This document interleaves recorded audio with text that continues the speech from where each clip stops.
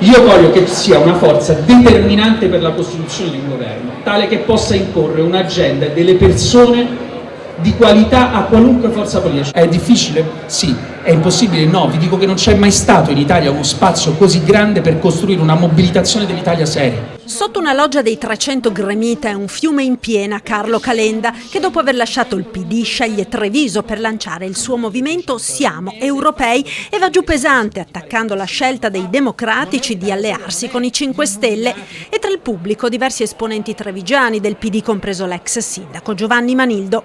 Ora l'ex ministro dello sviluppo economico mira a creare una nuova forza politica che si rivolge all'Italia seria e che ha voglia di rimboccarsi le maniche e lavorare.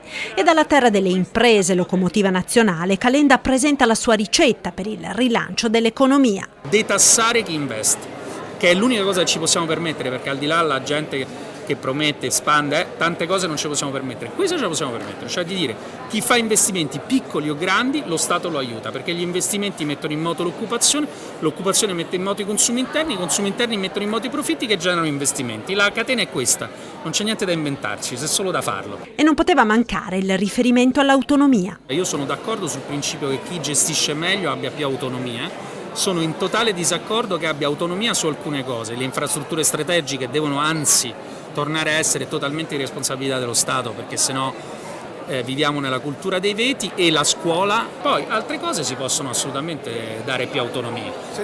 L'importante è che l'autonomia funzioni anche nel senso opposto, come ho spiegato, cioè che dove si amministra male si dia meno autonomia. Infine l'Europa, riferimento fondamentale fin dal nome per il movimento. Siamo europei nel senso che si va a un'Europa a testa alta, sei italiano, combatti, io ho spesso avuto a combattere con la Francia, ho spesso avuto a combattere con la Germania, ma ci vai seriamente, perché se tu dici di essere sovranista e poi non vai ai consigli europei a portare avanti la tua ragione, non sei sovranista, come si dice a Roma sei fancazzista, cioè non ti va di fare niente.